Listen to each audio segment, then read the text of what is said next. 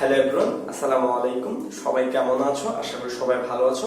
আজকে আমরা আলোচনা করব মডাল অক্সিলারি ভার্ব ক্যান এর ব্যবহার নিয়ে। চলো তাহলে শুরু করা যাক। আমরা প্রথম ব্যবহারে মডাল অক্সিলারির প্রথম ব্যবহারটা দেখি। বর্তমানে কোনো কিছু করার ক্ষমতা বা কোনো কিছু করতে পারা বোঝাতে মডাল অক্সিলারি ভার্ব ক্যান ব্যবহৃত হয়। চলো একটা উদাহরণ দিয়ে দেখি।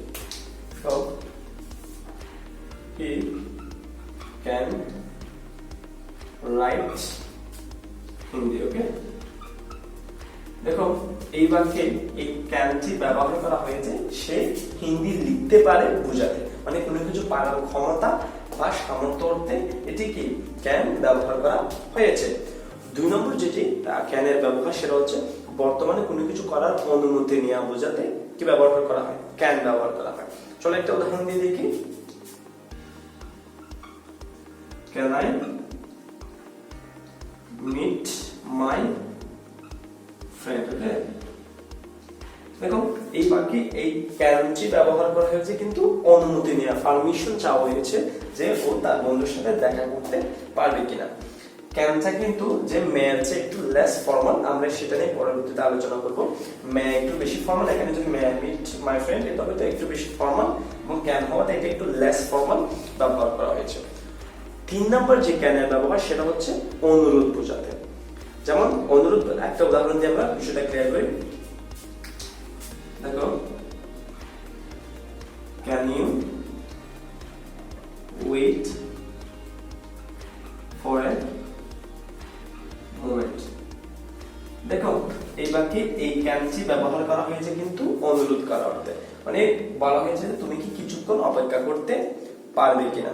এই অনুরোধ বোঝাতে ক্যান মডাল অক্সিলারি ব্যবহার করা হয়েছে। 4 নম্বর যেটা ব্যবহার সেটা হচ্ছে বর্তমানে কোনো কিছু দেয়া বোঝাতে, কোনো কিছু দেয়া বোঝাতে ক্যান ব্যবহৃত হয়। যেমন একটা উদাহরণ দিয়ে আমরা দেখি।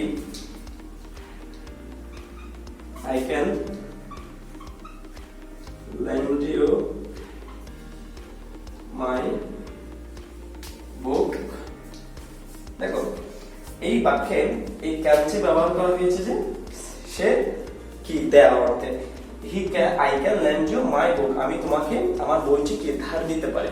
এই অর্থে কেন ধার দেওয়া অর্থে কি ক্যান ব্যবহার করা হয়েছে। 5 নম্বর যেটা ক্যানের ব্যবহার সেটা হচ্ছে মতামত বোঝাতে, কোনো মতামত বোঝাতে ক্যান ব্যবহার করা হয়। দেখো কেন বলা হয়েছে ক্যান উই ভিজিট কক্সবাজার। ওকে, দেখো এই বাক্যে এই ক্যানটি ব্যবহার করা হয়েছে মতামত উদ্দেশ্যে, মানে বলা হয়েছে যে ক্যান উই ভিজিট, আমরা কি কক্সবাজার যেতে পারি কিনা। এটা একটা মতামত দেওয়া হয়েছে এবং মতামত অর্থে ক্যান ব্যবহার করা যায়। এবং last but not the least সেটা হচ্ছে 6 নম্বর সম্ভাবনা বোঝাতে। সম্ভাবনা বোঝাতেও ক্যান ব্যবহার করা হয়। দেখো আমি লিখে দিচ্ছি, it can get cold this year. এখন এই বাক্যে ক্যানটি ব্যবহার করা হয়েছে ভবিষ্যৎ সম্ভাবনার অর্থে। It can get cold this ইয়ার, মানে এই বছরে বেশি ঠান্ডা পড়তে পারে, সেই অর্থে এই ক্যানটি এখানে ব্যবহার করা হয়েছে।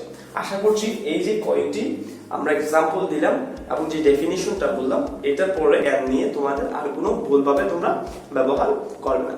সবাই ভালো থাকবেন। আসসালামু আলাইকুম ওয়া রাহমাতুল্লাহ।